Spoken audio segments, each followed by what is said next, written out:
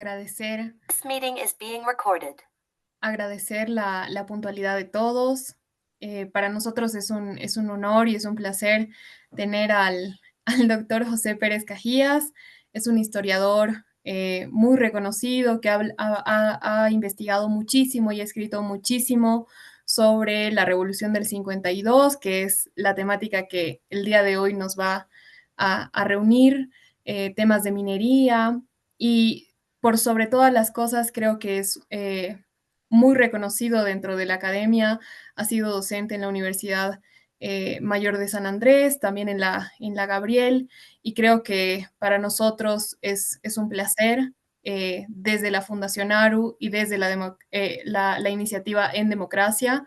Es así que vamos a hablar después de haber hablado ya de la Guerra del Chaco y ya nos habían comentado en nuestras redes justamente la importancia y la relevancia de las ideas que se han ido tal vez gestando un poco a través de la Guerra del Chaco, hablar de lo que va a ser el cambio profundo que va a significar la revolución del 52 para el país. Creo que es todo lo que puedo decir como un resumen bastante sintético al respecto para darle la palabra a nuestro expositor. Y muchísimas gracias también por prestarte a esta iniciativa que tenemos. Perfecto. Muchísimas gracias a ustedes por la invitación. Para mí es una alegría poder estar aquí compartiendo con ustedes algunas ideas en torno a la relación del arte y la Revolución del 52. Yo me voy a concentrar en dos aspectos específicos. Por un lado, en cuanto a las ideas, me voy a concentrar en el nacionalismo de los recursos naturales y en cuanto a arte, me voy a concentrar en el muralismo boliviano. ¿Ok? Eh, Antes de pasar a mi presentación, quisiera resaltar la importancia de esta iniciativa. Creo, Sofía, tú puedes recordar, en cuanto me mandaste la invitación, yo tardé menos de un minuto en aceptarla porque creo que esto es muy importante. El diálogo entre diferentes disciplinas creo que es fundamental y creo que esta es una forma muy creativa de invitar a los bolivianos a repensar nuestra historia y repensar también para repensar nuestro futuro, que creo que eso también es fundamental.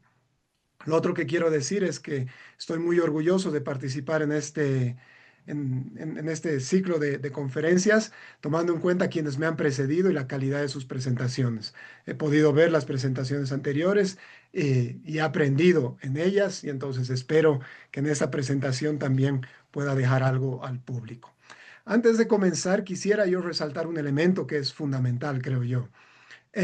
La relación entre historia y arte ha sido analizada o es analizada desde hace mucho tiempo y existe múltiples teorías para vincular estas dos esferas.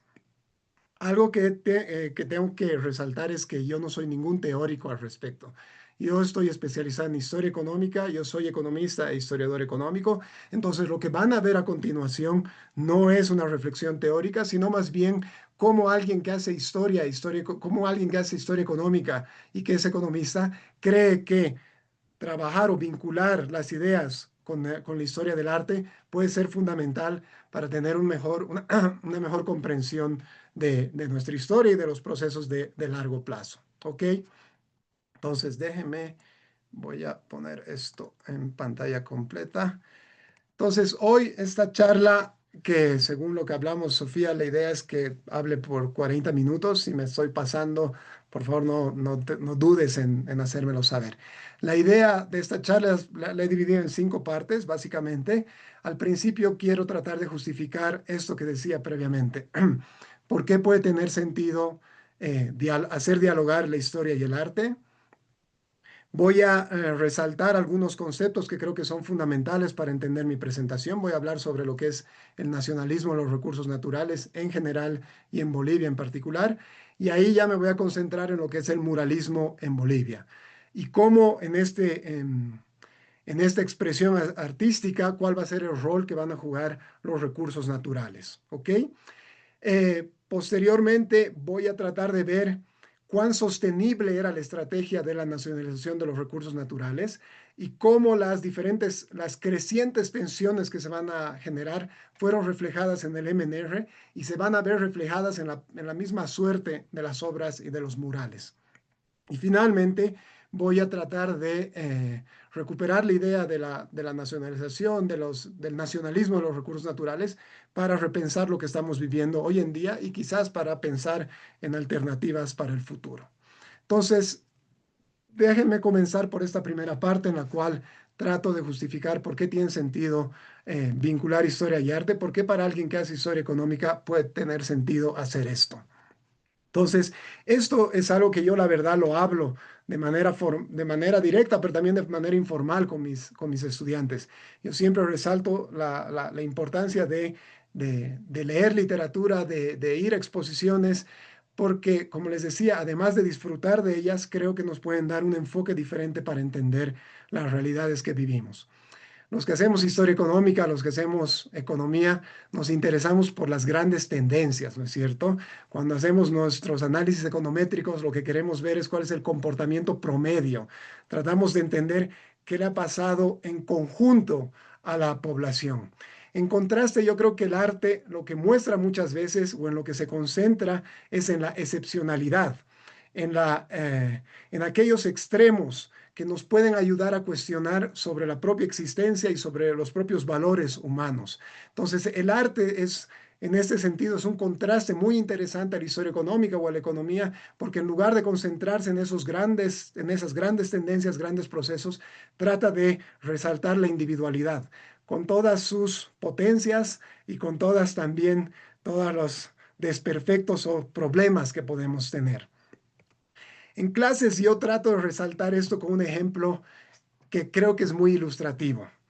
Los historiadores económicos lo que tratamos de entender es por qué unos países son más ricos que otros. Y los historiadores económicos de América Latina estamos obsesionados con la comparación con los países asiáticos. Eh, luego de la Segunda Guerra Mundial, el PIB per cápita de los países del este asiático era muy similar o incluso inferior al PIB per cápita de países latinoamericanos. En este caso pueden ver, les he puesto el ejemplo de Argentina, de Bolivia y de Corea del Sur. ¿Qué es lo que pasa en la segunda mitad del siglo XX? En la segunda mitad del siglo XX, mientras los países de América Latina han tenido dificultades de lograr tasas de crecimiento sostenibles en el tiempo, los países del este asiático han logrado tener esas tasas de crecimiento económico sostenidas en el tiempo y es por ello que hoy por hoy son algunas de las potencias económicas más importantes. Entonces, este es un trauma para los historiadores económicos latinoamericanos. Pero además, algo que es interesante es que las economías asiáticas también han superado otro de los problemas que tienen nuestras economías latinoamericanas. Cuando vemos indicadores de desigualdad, aquí tienen como ejemplo el Gini, pueden ver que los países del este asiático, si bien en China podemos debatir sobre los últimos movimientos al respecto, pero en términos generales, cuando comparamos ambas regiones, en Asia han crecido y han crecido generando sin necesidad de generar desigualdad, al contraste de América Latina. Entonces, aquí cuando vemos los grandes procesos, vemos que en Asia, en el este asiático, se ha crecido y logrando cierto reparto equitativo de la riqueza. Todo esto es muy interesante, pero si uno ve esta película que se llama Parásitos, que se concentra en Corea del Sur, y en el contraste que puede haber en la riqueza entre familias que lo tienen todo y familias que viven en la pobreza y familias que viven angustiadas, ese relato, esas tendencias generales de las que hablábamos previamente, comienzan a resquebrajarse. Ver esta película nos ayuda a entender que el desarrollo económico no necesariamente es un proceso feliz, es un proceso que a nivel de individuos puede generar traumas y que puede ser muy costoso desde el punto de vista individual. Entonces, este es un primer elemento que yo siempre resalto para defender la importancia de este contraste entre arte, historia económica. Pero los artistas no solo ver el arte o entender el arte no solo nos ayuda a entender los reclamos, a entender los problemas de nuestros procesos de desarrollo económico, nos pueden ayudar también a entender el futuro. Esta es una de las obras más famosas de Pablo Picasso, generada en 1907, Las señoritas de Aviñón. Con ella se da inicio a una de las tendencias artísticas más importantes, que es el cubismo. ¿Y por qué el cubismo es tan importante? Porque con el cubismo se rompe la perspectiva en la historia del arte. Y la perspectiva y uno empieza a cuestionarse sobre la distancia, sobre el espacio, sobre el tiempo. Al mismo tiempo que estaba pasando esto, Albert Einstein estaba desarrollando la teoría de la relatividad. Entonces, los artistas no solo son unas personas que nos pueden, que no, que reclaman o que nos pueden ayudar a entender los problemas de nuestra sociedad, sino también son personas que nos pueden ayudar a pensar en el futuro. Y esto es algo que está siendo muy debatido hoy en día. Hay, si ustedes entran a cualquier diario en Estados Unidos, por lo menos una vez a la semana van a encontrar un artículo con referencia a esta problemática. Los tecnobros de Silicon Valley, los gerentes de las grandes tecnológicas, han estado o están muy inspirados por la literatura de la ciencia ficción. Hay muchos artículos, hay muchos libros que muestran cómo la ciencia ficción ha inspirado en la visión de mundo que tienen estos grandes empresarios tecnológicos. Al respecto, hay un podcast de la BBC, son 8 capítulos que los aconsejo enormemente porque nos ayuda a entender este vínculo entre ciencia ficción y los planteamientos políticos de Elon Musk. Al escuchar a este podcast, uno puede entender cómo Elon Musk se apoya en obras específicas de ciencia ficción para bautizar a sus empresas con X, o por qué piensa que colonizar Marte es la única alternativa que tenemos. Entonces, lo que quiero decir es que el arte nos ayuda también a pensar el futuro, genera narrativas que ayuda, que permite la movilización de las sociedades.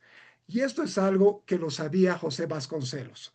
José Vasconcelos va a ser ministro de Educación en uno de los primeros gobiernos después de la Revolución Mexicana, es de específico en 1921.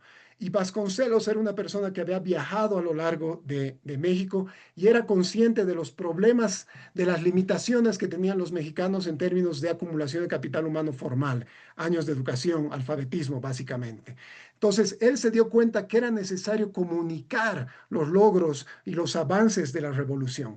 Y para ello, y dentro de las diferentes estrategias que impulsó, él desarrolló o él impulsó de manera muy explícita y constante el desarrollo del muralismo en México. Es así que las grandes figuras, los grandes muralistas mexicanos que conocemos hoy en día, Orozco, Diego de Rivera o Siqueiros, son en gran medida resultado de este apoyo de Vasconcelos y la idea de que a través del arte se podía generar una identidad y se podía generar una narrativa. Y un ejemplo de la importancia que se le va a dar a esto es este mural que está en el Palacio Nacional de México. El impulso al muralismo en México no va a ser algo marginal, va a ser más bien al contrario algo central. Y para resaltar esta idea, fíjense que estos murales están en el Palacio de Gobierno de México. Entonces, hasta el día de hoy, estos murales son un referente para entender la historia mexicana. Esto es algo que los dirigentes del MNR sabían hacia 1952. Esto es algo que los dirigentes mineros sabían hacia 1952. Entonces, con base en lo que les he dicho previamente, lo que quiero tratar de responder en lo que me queda de esta presentación es tratar de entender cuál fue la relación entre la Revolución de 1952 y el desarrollo del muralismo en Bolivia y cómo el muralismo reflejó el nacionalismo de los recursos naturales y al mismo tiempo, y por último, perdón, ver cómo el MNR, si bien apoyó este muralismo, va a ir reflejando también las tensiones que se van a generar en torno al nacionalismo de los recursos naturales. Entonces, estas son las 3 preguntas que van a guiar mi presentación. Antes de entrar en lo que es en específico el arte y el muralismo boliviano, es muy importante resaltar qué entendemos por nacionalismo de recursos naturales en Bolivia. Estos conceptos o lo que voy a presentar se basa en gran medida en 2 obras, en un libro y en un paper que vamos a presentar, que se van a publicar en el siguiente mes. El primero es un libro, ambos en coautoría con Nigel Caspa. El primero es un libro que se llama Capital y Trabajo, una historia económica de la minería boliviana, que será publicado por Plural, y la idea es que ya esté disponible en agosto. Y el otro es un paper que ya se ha aceptado y que saldrá la próxima semana o en 2 semanas en Business History. Entonces, ¿por qué nos concentramos en el nacionalismo de los recursos naturales? El nacionalismo de los recursos naturales es básicamente esta idea de que es importante que el Estado tenga una mayor participación en la explotación de los recursos naturales para generar mayores ganancias para el conjunto de la población. Algo que es importante resaltar es que este concepto de nacionalismo de los recursos naturales no es exclusivo de Bolivia, no es exclusivo de América Latina e incluso no es exclusivo de los países en vías de desarrollo. En el caso de las economías nórdicas, de los países nórdicos, el nacionalismo de los recursos naturales también estuvo presente. Pero por qué creemos que es tan importante el nacionalismo de los recursos naturales en los países en vías de desarrollo? Porque, y hay mucha literatura al respecto, porque el nacionalismo de los recursos naturales es un movimiento político que puede ayudar a generar cohesión en contextos donde hay polarización o fragmentación política. La idea de recuperar los recursos naturales o la idea de que se va a desarrollar los recursos naturales para el beneficio del conjunto de la población puede generar movilización política y puede ser la excusa para que partidos o agrupaciones políticas o individuos que tienen visiones políticas diferentes logren unirse. En el caso de la historia boliviana, esto es evidente. En 1952, el nacionalismo de los recursos naturales fue una de las ideologías, fue una de las ideas que permitió lo que el MNR denominaba alianza de clases, la confluencia de diferentes actores políticos. Pero esto no es algo que solo ocurrió en el 52, también lo tenemos en el 2002, en el 2003. La idea de la recuperación de los hidrocarburos en Bolivia permitió a agentes políticos que tenían ideas a veces muy diferentes unirse y luchar por una causa común. Entonces, es importante entender cómo se construye esta idea del nacionalismo de los recursos naturales en Bolivia. Para entender el nacionalismo de los recursos naturales en Bolivia, es clave entender la consolidación de los varones del estaño. Los varones del estaño con la definición de varones del estaño, hacemos referencia a los 3 principales productores de estaño boliviano antes de la Revolución de 1952. ¿Por qué hablamos de varones del estaño? Porque estos 3 productores llegaron a acumular, la producción de estos 3 productores llegó a representar el 75% de la producción de estaño boliviano. Es decir, al menos la mitad de las exportaciones bolivianas provenía de la producción generada por estos 3 individuos. Por eso hablamos de varones del estaño.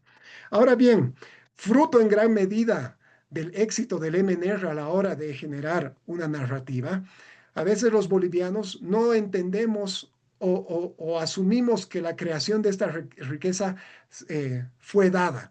Y al contrario, los varones del estaño tuvieron una capacidad empresarial para crear riqueza.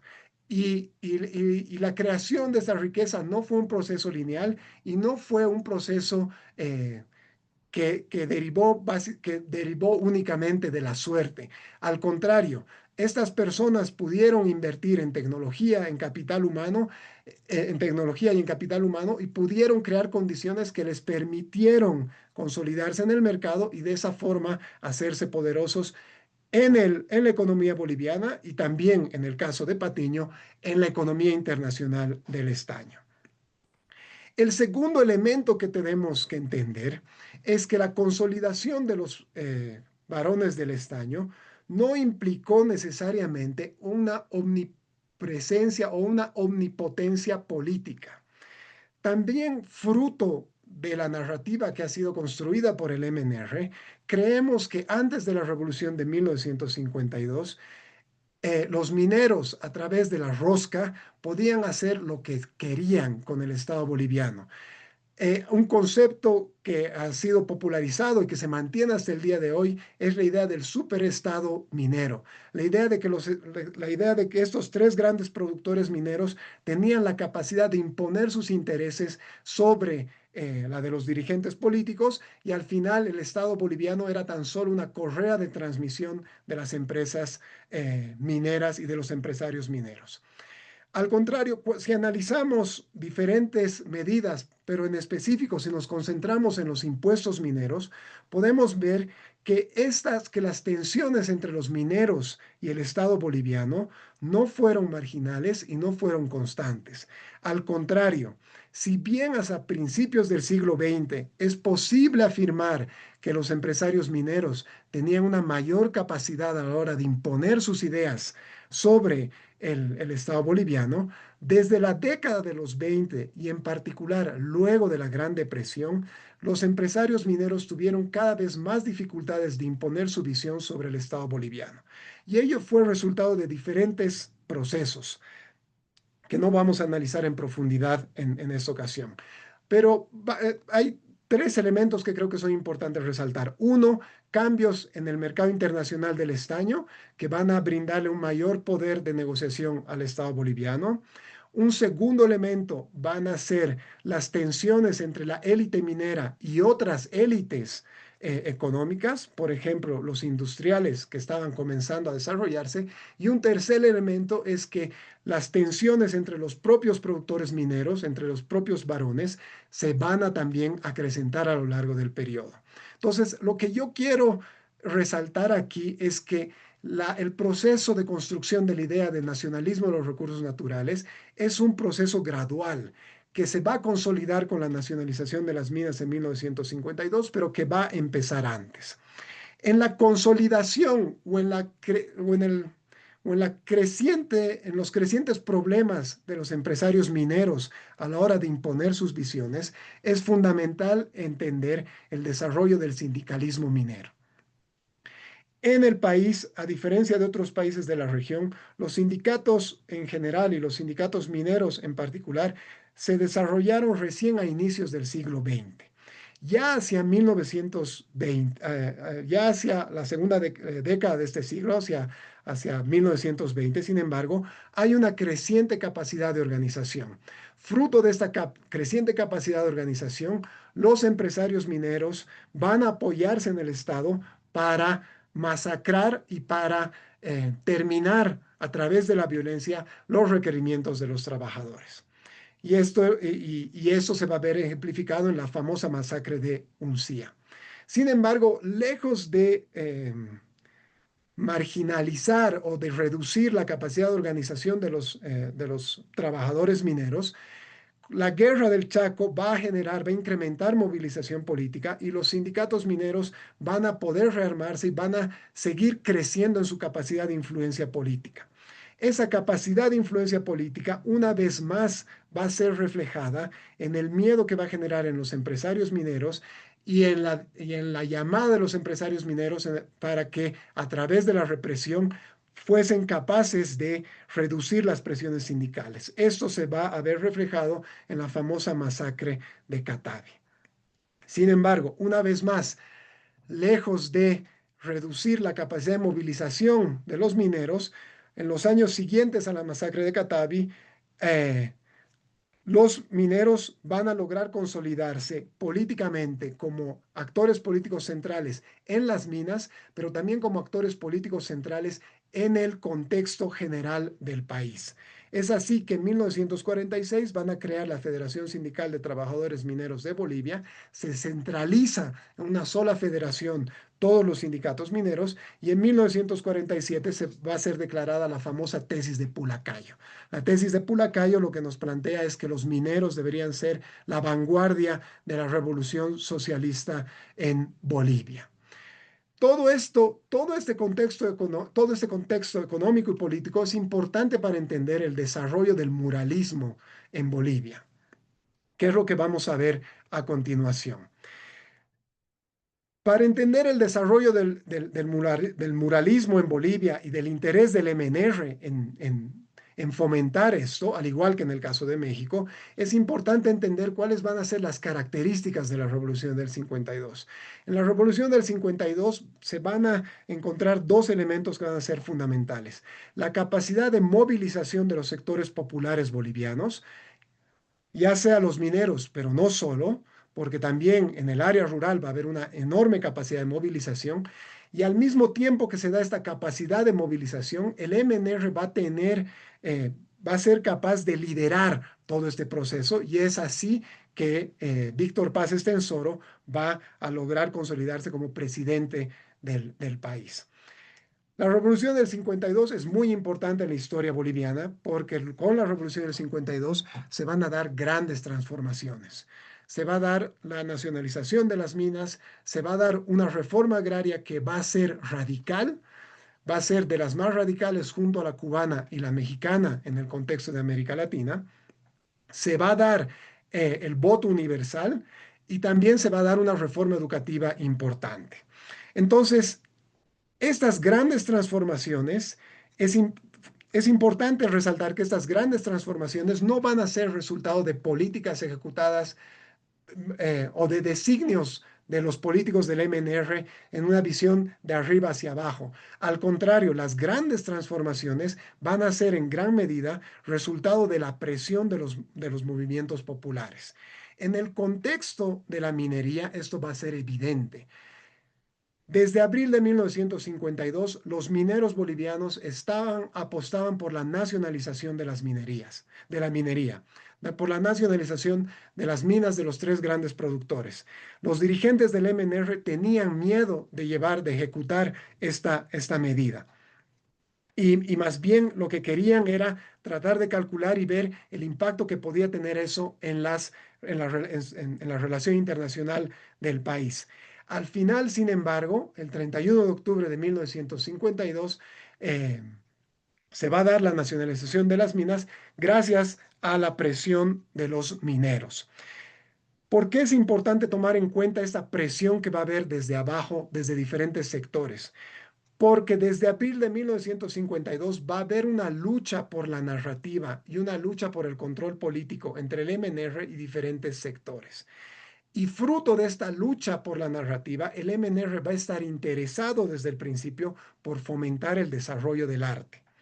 Y el MNR va a fomentar diferentes expresiones artísticas. Yo me voy a concentrar en una que es básicamente la del muralismo, porque creo yo que es una de las más espectaculares.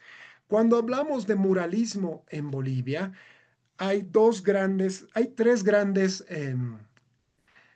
artistas que se nos vienen a la cabeza: Landia Pantoja, Solón, eh, Solón y en Santa Cruz hay otro que se me ha ido el nombre ahora lo vamos a ver. Pero lo que quiero mostrarles a continuación es cómo estos grandes artistas, estos grandes muralistas van a producir su obra, van a estar fomentados en parte por el MNR, pero van a también tener una propia visión, van a tener una visión propia que muchas veces va a contradecir la visión oficial del MNR. Comencemos con Alandia Pantoja. Alandia Pantoja es uno de los grandes muralistas bolivianos que van a nacer en Catavi, una localidad minera. Él va a ser autodidacta y en la década de los 40 va a afiliarse al POR, al partido que inspiró o que defendió la idea de la tesis de Pulacayo. Entonces, él estaba muy comprometido con el movimiento sindical minero. Él también, desde el punto de vista artístico, él era ante todo autodidacta y él estaba muy influenciado por el muralismo mexicano y también por el indigenismo que teníamos en Bolivia, sobre todo con Cecilio Guzmán de Rojas. La figura de Landia Pantoja es tan importante que él va a crear murales que van a estar en los dos principales edificios del poder político boliviano. En el Palacio de Gobierno va a haber un mural que se llama Historia de la Mina y en el Palacio Legislativo Historia del Parlamento Boliviano. Un elemento que es fundamental para entender el muralismo boliviano es la idea es el nacionalismo de los recursos naturales. En los grandes muralistas bolivianos, la defensa o la idea de que los recursos naturales tienen que ser propiedad del Estado y que tienen que beneficiar al conjunto de la población está muy presente. Aquí como ejemplo, como esto simplemente véanlo como un ejemplo, tenemos la serie de 5 murales que Alandia Pantoja va a pintar en YPFB, en el edificio de YPFB para mostrar la historia del petróleo en Bolivia. Aquí he puesto una cita para mostrar cuál es la visión que tenía, una cita de un trabajo de Montoya para mostrar cuál es la visión que tenía Alandia Pantoja del muralismo. Y Alandia Pantoja, dice Montoya, en las pocas entrevistas que brindó, decía, el muralismo tomó mitos y leyendas populares y la vida misma de las masas mineras y campesinas en su lucha contra la vieja oligarquía minera, terrateniente y mercantil, para expresar en un lenguaje plástico, remozado y rotundo el anhelo universal del hombre de nuestro tiempo, la revolución. Vemos aquí claramente cómo el, la idea, la visión que tiene Alejandra Pantoja del muralismo calza perfectamente con el concepto del nacionalismo de los recursos naturales que les planteaba previamente, y cómo el muralismo es visto como un instrumento para defender la revolución de 1952. El segundo, el segundo gran muralista boliviano va a ser Walter Solón Romero, que van a ser en Uyuni, pero después va a ir a vivir a Sucre. Él va a ir a estudiar a Chile, también gracias al apoyo de Cecilio Guzmán de Rojas, y en Chile ya va a preparar, a ejecutar un primer mural que se llama Bolivia. Este mural ha desaparecido, ya no está presente, y Solón Romero también va a estar muy influenciado por el muralismo mexicano y va a ver en el muralismo un instrumento para defender nuevas ideas tendientes a recuperar a redignificar el rol de los pueblos indígenas en Bolivia, de los movimientos populares en Bolivia. Estas ideas de Solón Romero se van a consolidar entre 1950 y 1955, cuando va a crear el Grupo Anteo en Sucre y va a pintar diferentes murales en la Universidad Mayor San Francisco Xavier en Sucre, en la Escuela Nacional de Maestros y en el Colegio Junín. Al igual que Alandia Pantoja, Solón Romero va a estar fuertemente influenciado por el nacionalismo de los recursos naturales. Aquí tenemos otro ejemplo relacionado con el petróleo que se llama Historia del Petróleo Boliviano, un mural que está en YPFB, en el edificio de YPFB en La Paz. Simplemente aquí hay diferentes elementos que pueden ser rescatados. Si ustedes quieren ver en mayor detalle cada uno de estos elementos, les aconsejo que vayan a este link que tienen aquí, pero simplemente lo que quiero yo mostrar en este fragmento del mural es la importancia de la nacionalización de 1937, la primera nacionalización de hidrocarburos en América Latina, meses antes que la mexicana. El hecho aquí, Solón Romero resalta el rol que van a tener Iturralde, Toro y Bush a la hora de ejecutar esta nacionalización, y cómo la creación de una empresa estatal era el instrumento para generar un nuevo futuro para la economía boliviana, un nuevo futuro en el cual la explotación de los recursos naturales iba a generar beneficios al conjunto de la población. Estas ideas defendidas, el nacionalismo de los recursos naturales o la importancia del muralismo para defender la revolución de 1952 se va a consolidar cuando se abre o cuando se inaugura el Museo de la Revolución en 1964. Este museo se va a acabar, se va a terminar durante el mandato de Víctor Paz Estenssoro y poco antes del golpe de Barrientos.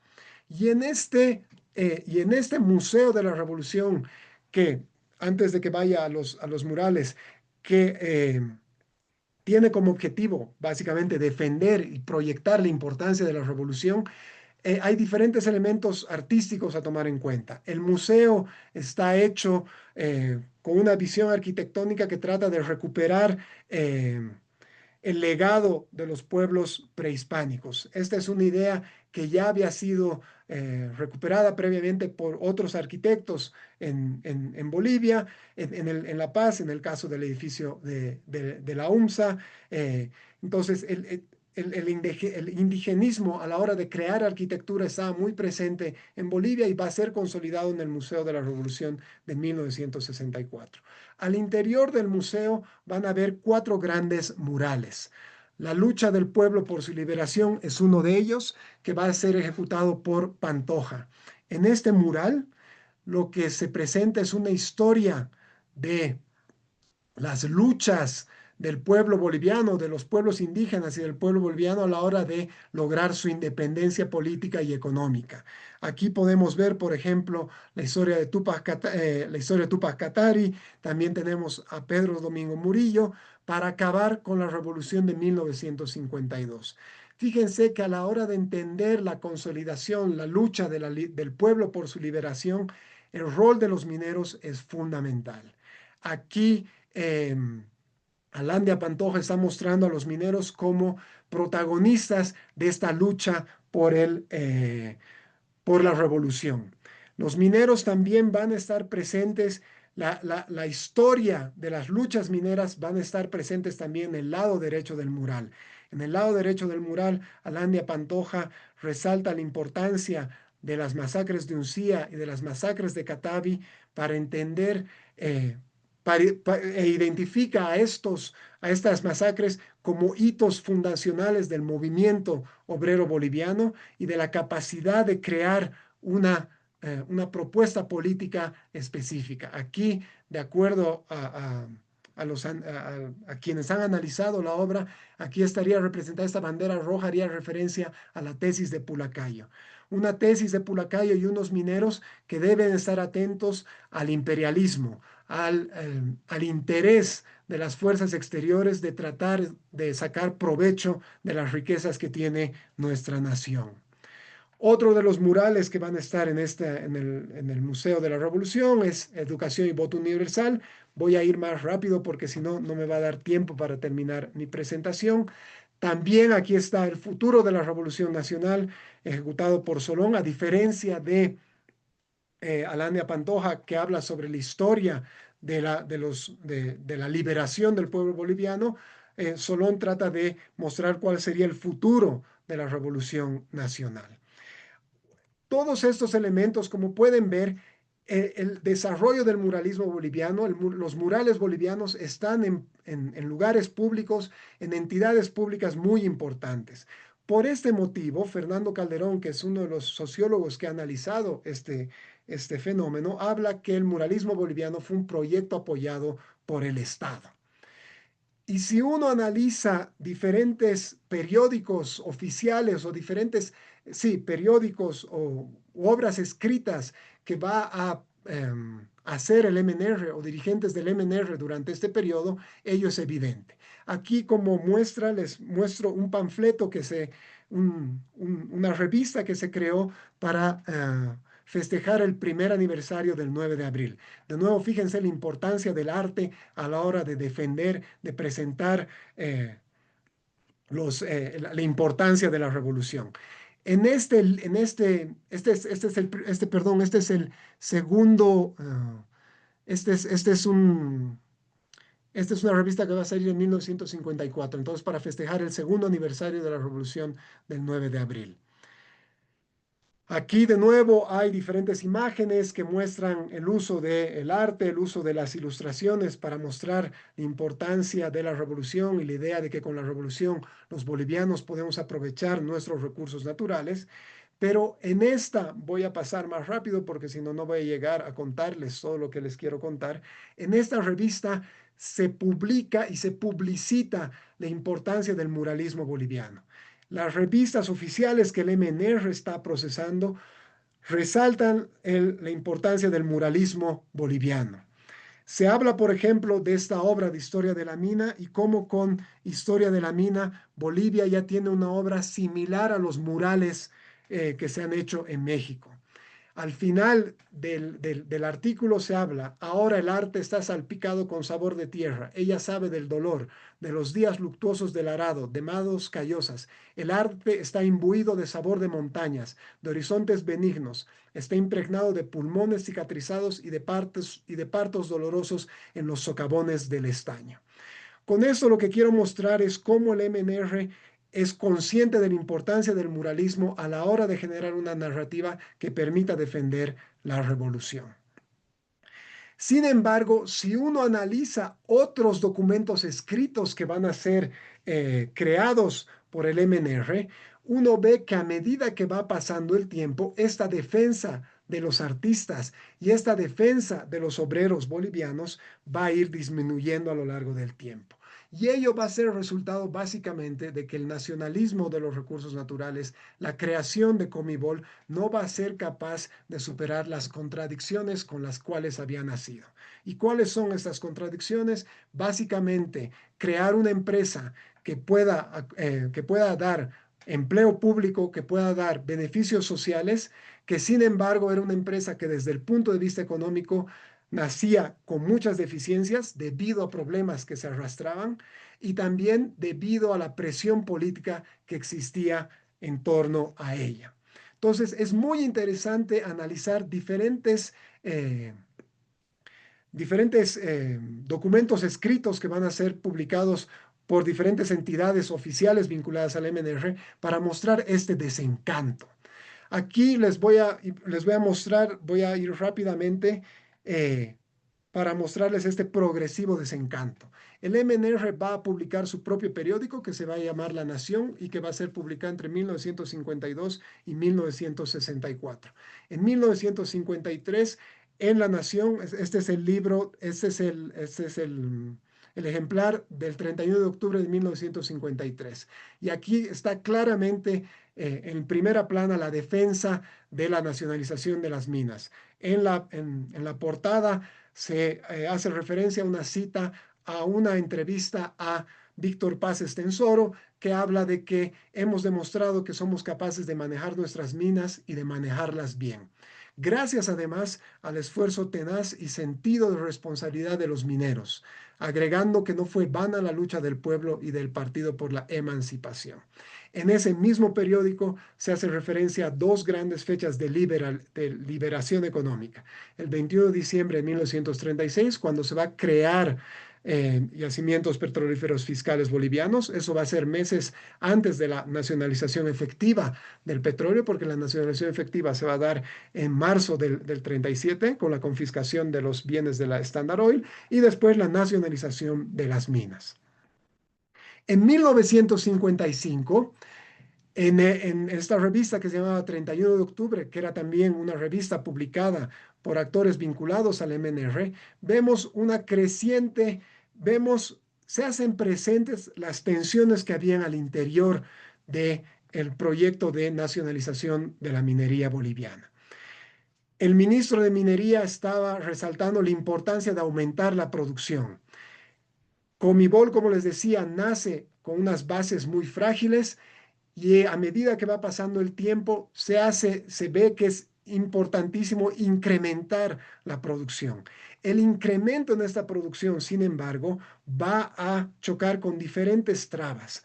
Una de ellas van a ser las trabas políticas y la existencia de diferentes fricciones entre los diferentes actores y agentes que estaban vinculados con la revolución del 52. En este periódico, por ejemplo, se habla sobre cómo Comibol pide a los comandos especiales del MNR que no interfieran, que no se metan en las minas nacionalizadas, porque lo que están haciendo impide incrementar la producción. Estas tensiones entre los mineros bolivianos y el MNR van a terminar de explotar en 1956, cuando se va a dar el plan de estabilización y con el plan de estabilización se van a crear diferentes medidas con el fin de hacer sostenible a Comibol. Y esta nueva visión de la empresa de Comibol se va a ver reflejada en también los documentos oficiales escritos por el MNR. Esta es la revista Estaño, que es el órgano de difusión oficial de Comibol. A diferencia de lo que veíamos en los años en 1952, 1953 o incluso 54, aquí se está hablando sobre la importancia de racionalizar la producción, la importancia de racionalizar la empresa. Es muy ilustrativa esta idea, esta frase tomada de Bedregal, quien era el presidente de Comibol, y la idea de que no se va a crear riqueza por decreto. En esta misma revista se hace referencia a los viajes que va a hacer Bedregal por diferentes países del mundo para tratar de recaudar, para tratar de invitar a empresas internacionales para que invirtiesen en Comibol. Esta idea de que era necesario atraer capital internacional se va a consolidar en los primeros años de la década de 1960 y es muy evidente en 1963. Este es el periódico La Nación y este es el ejemplar del 31 de octubre de 1963. Es decir, este es el ejemplar que en teoría tenía que estar festejando los logros de la revolución. ¿Y qué es lo que vemos en este periódico? En este periódico lo que estamos viendo es básicamente se resalta los logros de Víctor Paz Estenssoro a la hora de ir a Estados Unidos y de conseguir el apoyo financiero de el BID de Estados Unidos y de Alemania para impulsar lo que es conocido como el Plan Triangular. El Plan Triangular va a ser visto por los trabajadores mineros bolivianos como la traición, como un proceso, como una medida que traicionaba los principios de la revolución de 1952 y una traición a los propios mineros bolivianos. Entonces, desde el 56 se ven crecientes tensiones entre los mineros y el MNR. Estas tensiones se incrementan a inicios de la década de 1960 y esas tensiones van a terminar por explotar en 1964, cuando René Barrientos va a hacer un golpe de Estado. Lo que es particularmente interesante es que una de las primeras medidas que va a hacer René Barrientos va a eliminar los murales que había pintado Alán de Pantoja, tanto en el Palacio de Gobierno como en el Palacio Legislativo. En esos murales se resaltaba la importancia de los trabajadores mineros dentro de la Revolución del 52 y como agentes de cambio en la política boliviana. Entonces, con el golpe de Barrientos se inaugura el periodo de dictaduras militares en Bolivia. No voy a ahondar en el desarrollo del muralismo durante este periodo, porque esto sé que lo van a ver en una próxima oportunidad, pero quiero resaltar dos elementos. Además, el golpe de Estado no solo muestra el fin de la alianza entre los mineros y el poder político, sino también va a mostrar el fin de la alianza entre el muralismo boliviano y el poder político boliviano. Se eliminan los murales más importantes, los muralistas bolivianos más importantes como Solón van a crear obras que lo que están haciendo más bien es reclamar la opresión política de las dictaduras e incluso va a haber un interés por los militares por eliminar cualquier vestigio relacionado con los murales y la capacidad que estos murales tenían de crear conciencia colectiva. Esto va a pasar en específico en 1980 con el golpe de García Meza y con estos dos murales que estaban en la sede de la Federación Sindical de Trabajadores Mineros de Bolivia. Luego del golpe, luego del golpe de García Meza, había la intención de destruir el edificio de la Federación donde había estado operando la COP. Y por suerte, gracias al trabajo de los mineros y también al apoyo de un eje- de una persona que trabajaba en Naciones Unidas, se pudieron recuperar estos murales. Pero más allá de esta recuperación, lo que quiero mostrar es que con los golpes militares vemos también un interés, hay el fin de la alianza entre los mineros y el poder político y hay un interés también por borrar esta memoria artística, porque los militares eran muy conscientes del poder político que tenían estas ilustraciones. Entonces, déjenme terminar con una reflexión en torno a la idea del nacionalismo de los recursos naturales, con lo que hemos estado viviendo en el país en los últimos años. Con la llegada al MAS en 2016, se han creado diferentes medidas tendientes a incrementar la presencia del Estado en la minería, ¿no es cierto? Lejos de consolidar lejos de consolidar una recuperación del estado de la minería, una recuperación de la minería estatal en el conjunto de la minería boliviana, lo que vemos más bien es que en los últimos años se ha consolidado la minería cooperativista en Bolivia. Esto también se ve reflejado en el arte. Y es muy interesante ver esta película, Viejo Calavera, de Kiro Russo, porque esta película refleja en parte cuáles son las prioridades, cuáles son las preocupaciones de los trabajadores mineros. Y esas preocupaciones y esas prioridades están lejos de las que se suscribían. Uno viendo la película puede plantear esta hipótesis de que esas ideas, esas preocupaciones están lejos de las que movían a los principales líderes mineros o a los sindicatos mineros durante la revolución de 1952. Al respecto, yo he tenido la oportunidad de ir a aquellas minas que van a ser estandartes del movimiento sindical minero boliviano durante la Revolución del 52 y hablar con actores políticos que estuvieron no en la Revolución del 52, pero sí que vivieron la presión de las dictaduras y ellos resaltaban precisamente este cambio en la percepción de los trabajadores mineros. Esta es una foto que yo saqué en esa visita y aquí lo que vemos es un muchacho de 15 años que está entrando a trabajar en la mina y que de acuerdo a lo que yo hablaba con los ex dirigentes mineros, su mayor preocupación es sacar la mayor cantidad de mineral que pueda para tener dinero y con ese dinero poder no generar un cambio radical en el contexto político boliviano, sino más bien satisfacer sus necesidades de consumo más básicas y todos los lujos a los que pueda acceder. Otro de los elementos que pude ver cuando visitaba estas minas es que el trabajo en muchas de estas minas no solo ha vuelto a ser de la calidad que era antes de la nacionalización de la Revolución de 1952, sino se tiene el sistema de producción que vivíamos incluso durante tiempos coloniales. Esta es una fotografía que saqué desde una, desde una de las entradas que se daba a uno de los primeros socavones que inauguró Patiño. Y al lado de estos socavones que inauguró Patiño, los cooperativistas mineros habían hecho un hueco para poder extraer mineral.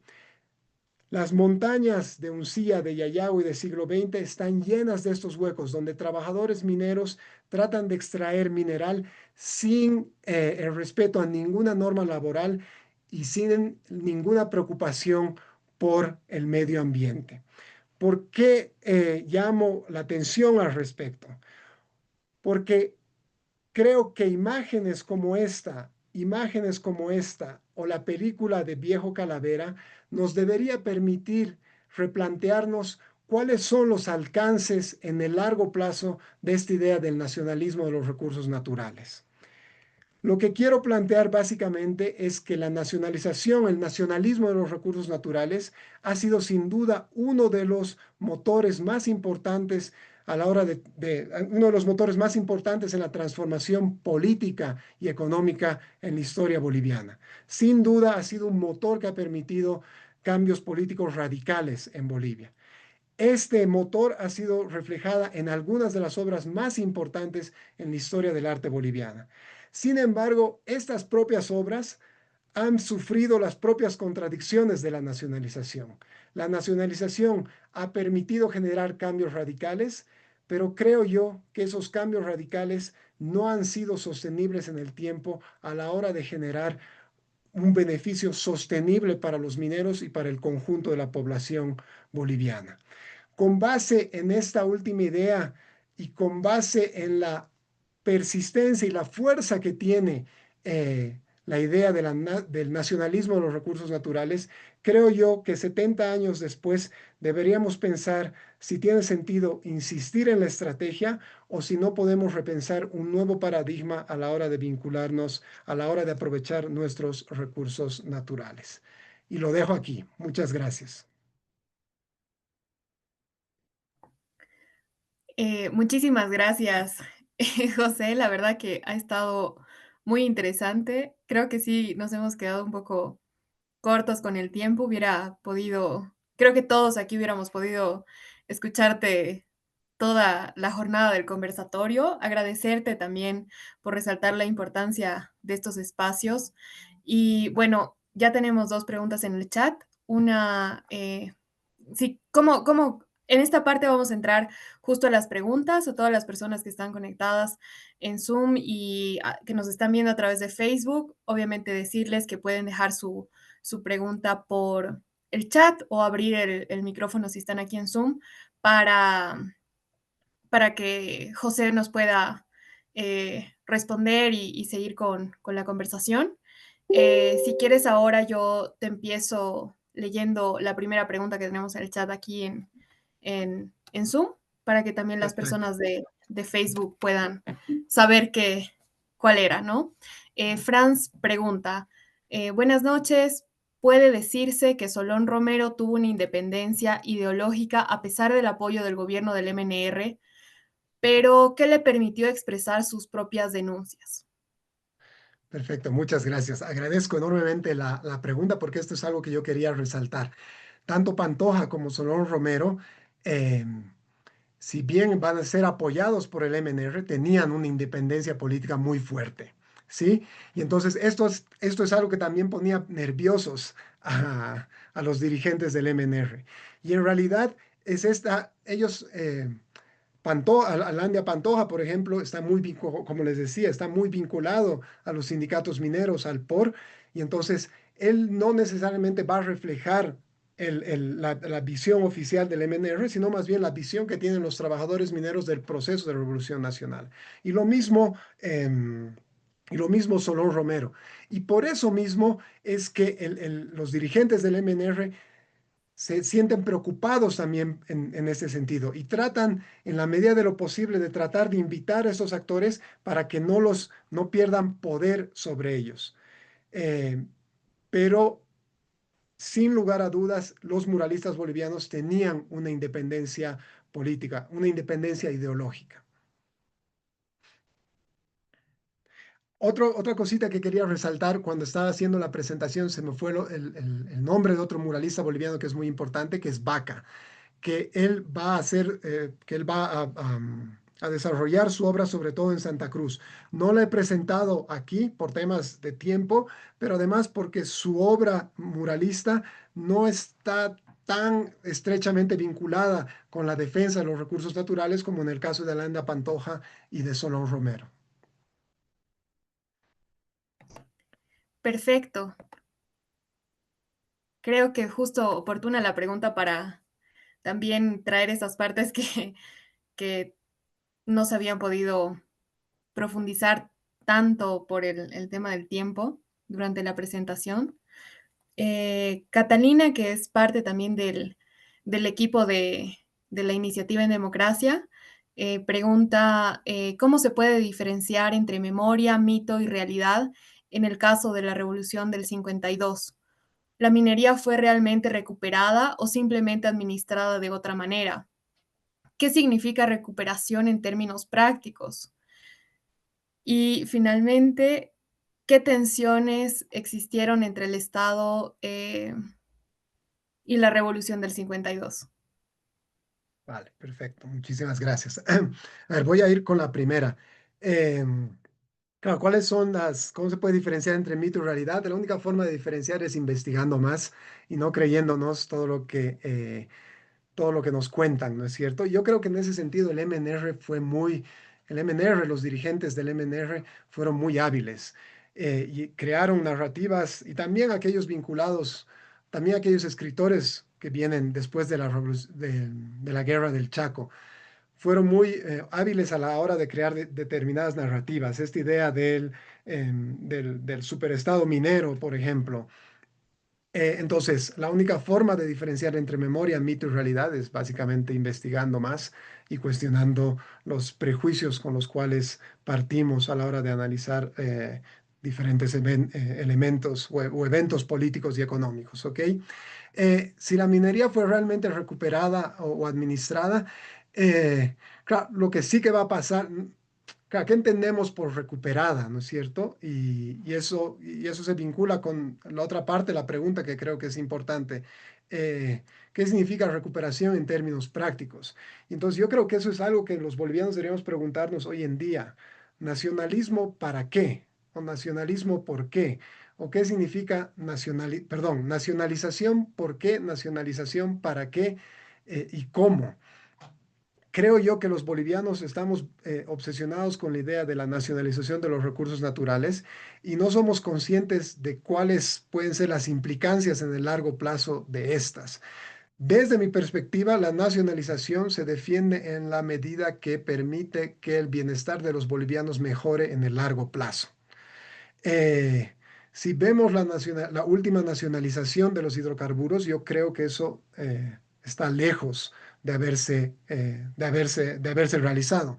La nacionalización de los hidrocarburos ha permitido un incremento en la renta petrolera, pero a partir del 2015 los niveles de producción de hidrocarburos han caído de forma brutal y hoy en día tenemos que estar haciendo colas todos los bolivianos para poder tener gasolina. Entonces, en términos, por eso, para mí, yo creo que es muy importante que los bolivianos debatamos qué significa nacionalización de recursos naturales, qué significa recuperación. Si significa tener una mayor capacidad de influencia en las decisiones de las empresas y en el manejo de los recursos naturales, eso debería ir también acompañado de una estrategia en la cual nos permite una sostenibilidad de las actividades vinculadas a estos recursos. Y en ese sentido, esta idea de la sostenibilidad me ayuda a vincular con otra parte de la pregunta. ¿Qué tensiones existieron al interior del Estado revolucionario en torno a la explotación minera? Y básicamente existieron muchas tensiones, porque Comibol terminó siendo un botín político y Comibol terminó siendo un instrumento para eh, amainar tensiones políticas de corto plazo. Entonces, si bien pudo ser efectiva en el corto plazo en la medida de que eh, restringía, disminuía la tensión política en determinados momentos, en el largo plazo las consecuencias de esta estrategia fueron terribles porque impidieron la sostenibilidad de la empresa. Y el segundo elemento que hablaba en torno a las tensiones, esta idea del botín político. Muchas veces tendemos a pensar que la insostenibilidad de Comibol fue resultado única y exclusivamente de la presión de los trabajadores mineros y de los sindicatos mineros. Se hace referencia a la idea del control obrero. Los obreros tenían capacidad eh, a través de lo que se llamaba el control obrero, los obreros tenían la capacidad de influir en las decisiones gerenciales. Entonces, sin lugar a dudas, esto afecta las decisiones que se puede tomar, pero no solo, pero las decisiones de Comibol no solo se vieron afectadas por estas limitaciones, sino también por por la propia corrupción en torno a las capas altas de la gerencia. Los propios gerentes veían a Comibol, los propios dirigentes políticos veían a Comibol como un botín político que permitía redistribuir rentas. Entonces, yo creo que estas tensiones también tienen que ser pensadas a la hora de defender esta idea del nacionalismo de los recursos naturales y de plantear esta nacionalización de los recursos naturales. Muchísimas gracias. Igual Naira nos ha dejado un comentario. Eh, Te lo voy a leer. Tenemos ejemplos de mala administración, tanto privada como estatal. La preocupación de hoy ronda no solo en la administración de los recursos, sino también en la relación con el medio ambiente y la sostenibilidad. ¿Hacia dónde deberíamos mirar? ¿Hay algún ejemplo de estos cambios de paradigmas? ¿Cómo deberían ser los discursos hoy en términos económicos y sociales. Genial, muchas gracias, Naira, por la pregunta. Yo creo que un elemento que es muy importante es reconocer lo que tú dices, que la mala administración puede ser estatal como también privada. Entonces, eh, a la mala nacionalización no se la responde con una mera privatización. De nuevo, tenemos que preguntarnos, ¿privatización para qué? ¿Y por qué? ¿Y cómo? Y creo que a veces el debate boliviano simplemente se concentra en en estos dos extremos y no somos capaces de entender en cómo se pueden generar medidas que, como les decía previamente, permitan que el nivel de vida de los bolivianos mejore en el largo plazo. El tema del medio ambiente y la sostenibilidad es una preocupación fundamental. Paradójicamente, cuando uno habla, am, cuando uno habla con los propios trabajadores mineros, lo que ellos dicen es que hoy en día en Bolivia, quienes tienen unas prácticas ambientales y laborales más serias son las grandes empresas mineras bolivianas. Eh, Estoy pensando básicamente en San Cristóbal, pero no solo, ¿ok? Pero fundamentalmente San Cristóbal. Y esto puede estar relacionado con un cambio de paradigma en las empresas mineras. Eh, yo creo que eso es importante y que se tiene que tomar en cuenta. Eh, pero lo que no tenemos que olvidar es que por definición la minería va a generar problemas ambientales. Por definición la minería extrae recursos y para extraer esos recursos demanda recursos. Eh, entonces también es importante que los bolivianos nos cuestionemos cuándo es necesario explotar esos minerales y cuándo no, cuáles son los límites a la explotación. Y ahí, a la hora de pensar en nuevos paradigmas, creo que también es interesante pensar e introducir en el debate esta idea del extractivismo.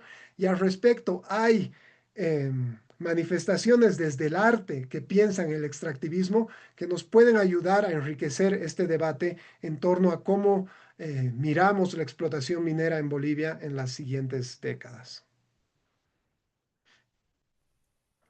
Súper interesante. Igual, bueno, Franz deja un comentario. Felicitaciones, José, ha sido brillante tu presentación, particularmente por la relación del arte con la política, como hecho social insoslayable. Muchas gracias. Eh, no veo que hayan más preguntas, así que voy a aprovechar que tengo el micrófono para hacerte preguntas yo. Em, la verdad es que me ha dejado pensando no solamente el apoyo que se le daba desde el gobierno central a los artistas y el impacto que tenía eh, para lo que tú decías, ¿no? Para crear conciencia colectiva. Y la pregunta que te quiero hacer la quiero motivar con una anécdota que para mí fue muy preocupante. Creo que el riesgo que tenemos nosotros como país es que la juventud ha olvidado el pasado, ¿no? Y creo que eso también va ligado con los objetivos de la foto que tú mostrabas de ese minero de 15 años, que su objetivo era probablemente comprarse ropa nueva, un nuevo celular o, en fin, esos placeres de corto plazo que, nos que todos somos víctimas de eso, ¿no? Eh, y la anécdota que va a motivar la pregunta es que justamente era el día para recordar los héroes de la guerra del Chaco, ¿no? La importancia que ha sido ese momento en la historia nacional y tener una juventud totalmente desconectada de un hecho que ha sido tan importante para nosotros como país, como sociedad, el trauma social que ha tenido una gran generación a partir de eso, ¿no? Y la gente no tiene ni la más mínima, o sea, la gente joven, o al menos con el grupo que yo hablé, creo que generalizar a veces es peligroso, eh, no tenían absolutamente ni la más mínima idea de contra quienes habíamos peleado, por ejemplo, o la gravedad del asunto, o por qué se hacían tantas películas, o por qué tanto la gente hablaba al respecto de la guerra del Chaco, ¿no? Había una presentación, de hecho, en el teatro de aquí de La Paz, y nadie tenía ni la más mínima idea de si eso era ficticio o real, ¿no? Cuando estaban en realidad relatando un hecho que ha sido importante para nosotros. Y aquí viene mi pregunta. Creo que para los jóvenes artistas también ha habido un olvido sobre el impacto que pueden tener justamente a la hora de crear conciencia colectiva, justamente al interpelar al poder desde representaciones como el muralismo que tú has mostrado perfectamente y que hay muchísimos ejemplos más. Entonces, ¿cómo volvemos a conectar eh, estos espacios de, de revolución, de crítica, de lucha, de mantenerse fiel a las creencias de una manera plástica, no solamente creyendo que te tienes que involucrar con un partido para crear cambio, ¿no? ¿Cómo, cómo, cómo hacemos ahora con el contexto que tenemos? Eh, Muchas gracias por tu pregunta. Te adelanto que no sé la respuesta a cómo podemos hacer, pero hay algunas reflexiones que quisiera hacer al respecto. Yo estoy totalmente de acuerdo con lo que tú dices y creo que es muy importante ahondar en los temas que tú planteabas. Cuando yo presentaba esa foto de ese minero de 15 años, después yo la mandé en la noche por WhatsApp a mis amigos en diferentes partes del mundo. Y lo que les decía es, que ninguno de ustedes se atreva a juzgar a ese pobre chico, no, pobre chico, a ese chico, pero pobre porque era la forma en la cual era vista en esos grupos de WhatsApp, porque todos nosotros probablemente estamos dentro de la misma dinámica. Todos nosotros somos parte de esa sociedad plástica a la que se hace referencia, donde nuestras máximas preocupaciones son eh, drogarnos, salir de fiesta, tener la ropa de última moda o el último celular. Entonces, ¿quiénes son? Entonces yo les decía, ¿quién son ustedes? ¿Quién soy yo para juzgar a ese chico en las preocupaciones que él tiene?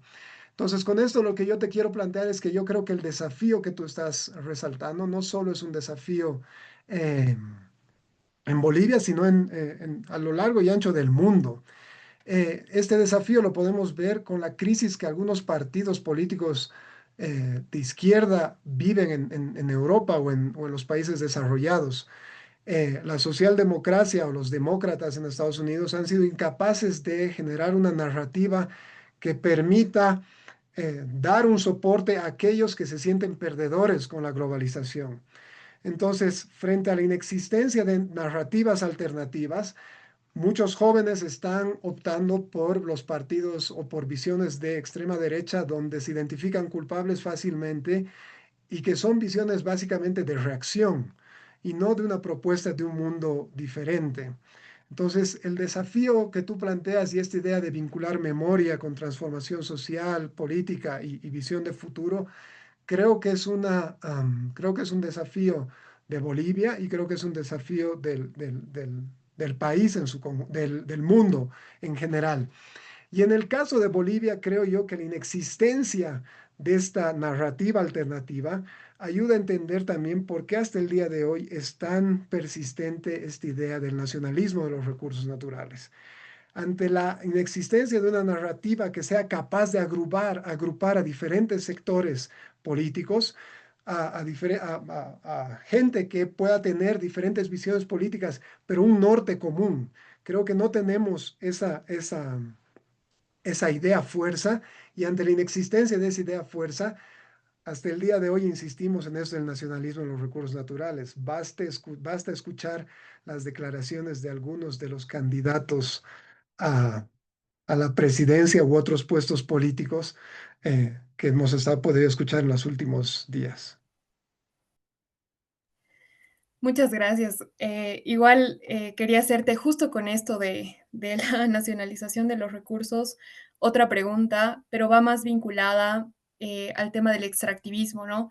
Cómo esta idea del 52 en realidad ha gestado el hecho de que seamos o que persistamos siendo un país altamente extractivista, sin horizontes en realidad a cambiar el paradigma productivo que tenemos, pero por fuera de eso, además de eso, digamos, del nacionalismo, de los recursos naturales, el peligro, o bueno, no sé si peligro sea la palabra correcta, puedo yo estar cometiendo un error, pero esta figura heroica que se ha construido a partir de la Revolución del 52 de los mineros, ¿no? O sea, esta lógica que además creo que yo habiendo trabajado en el pasado con sindicatos, no se ha transformado, ¿no?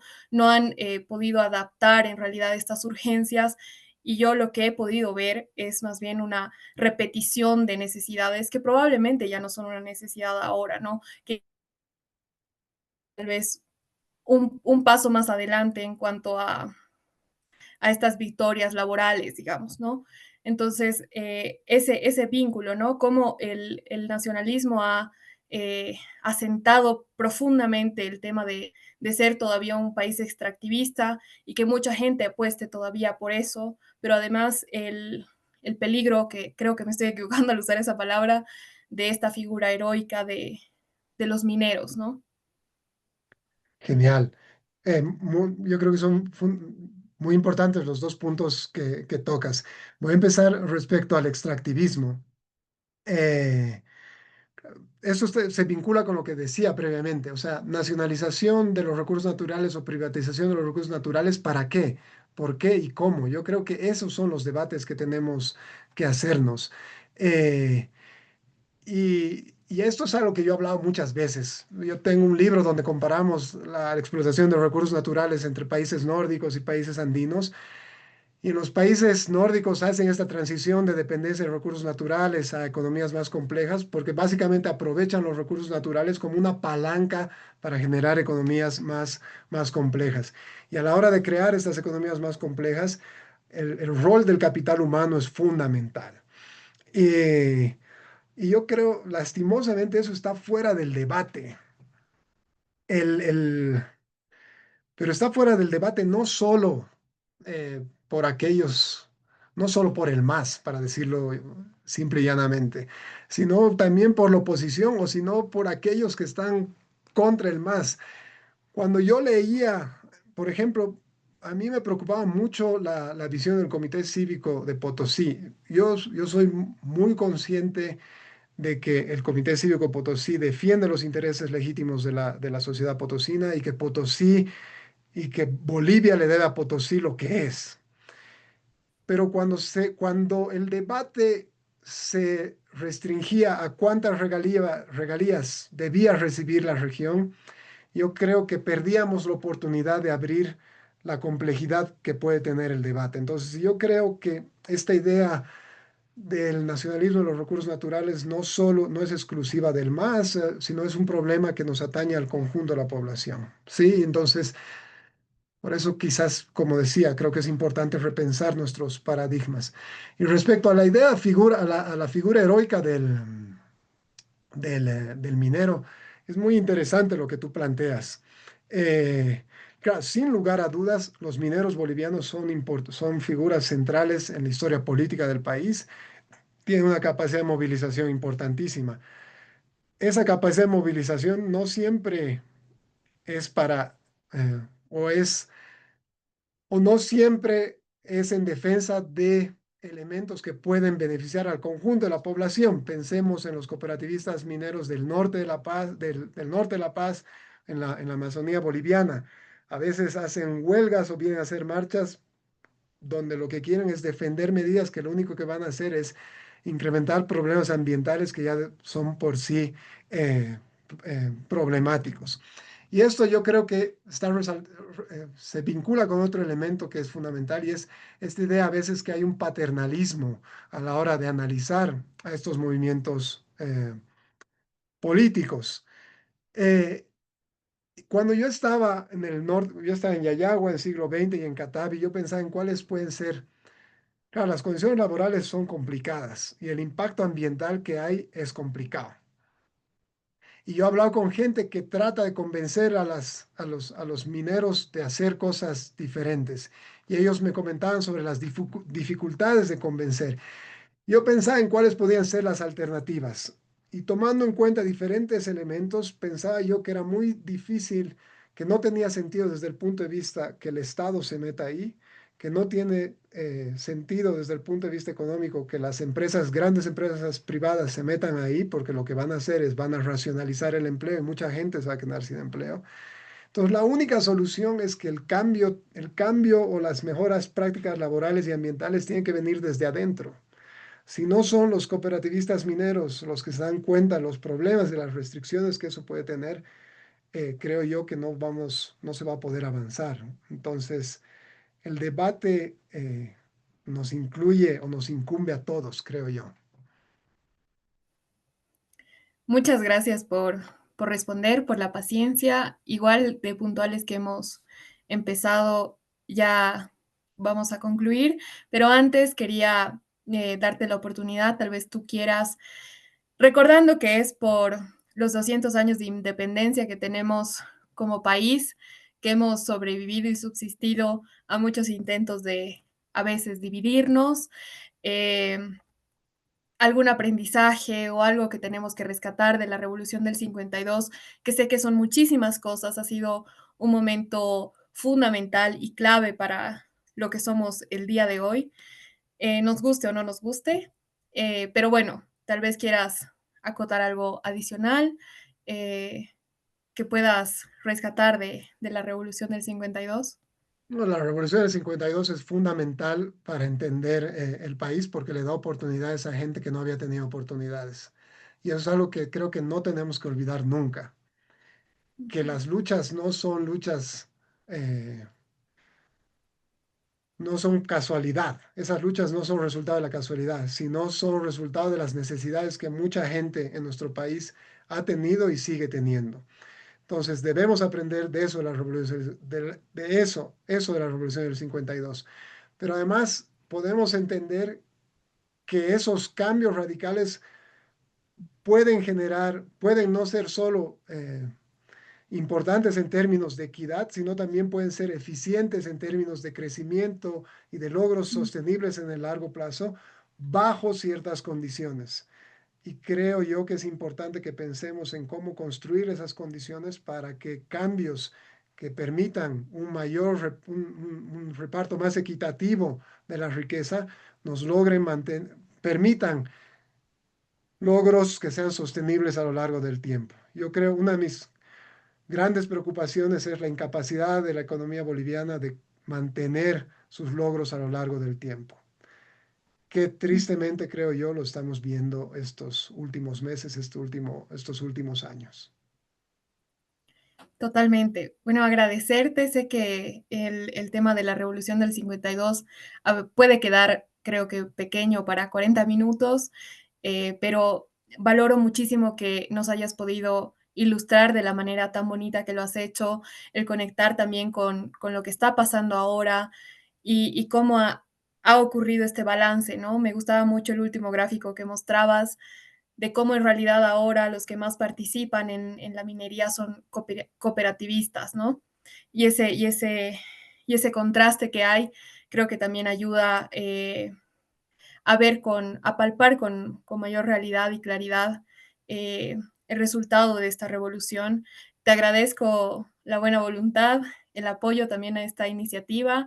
Esperemos aportar con un granito más a la juventud que se informe y se interese por la historia nacional, que es fascinante y es fundamental para generar cambios en el futuro y creo que es un momento preciso para hacerlo. Te agradezco, espero que hayas también disfrutado este espacio, que te hayan gustado las preguntas que te han hecho y para nosotros es un honor. También aprovecho para agradecerle al equipo de la Fundación, a Catalina, a Laura y a Amy que están aquí conectadas, que hacen esto posible también. Y agradecerte a ti, José, es un honor haber compartido este espacio contigo y a todas las personas que se han conectado. Muchas gracias por haberse quedado y por escuchar atentamente a José, que es un placer. No, te agradezco a ti, Sofía, y a todo el equipo de la Fundación ARU. Felicitarlos de nuevo por esta iniciativa y, y para que veas cuán importante ha sido esto para mí.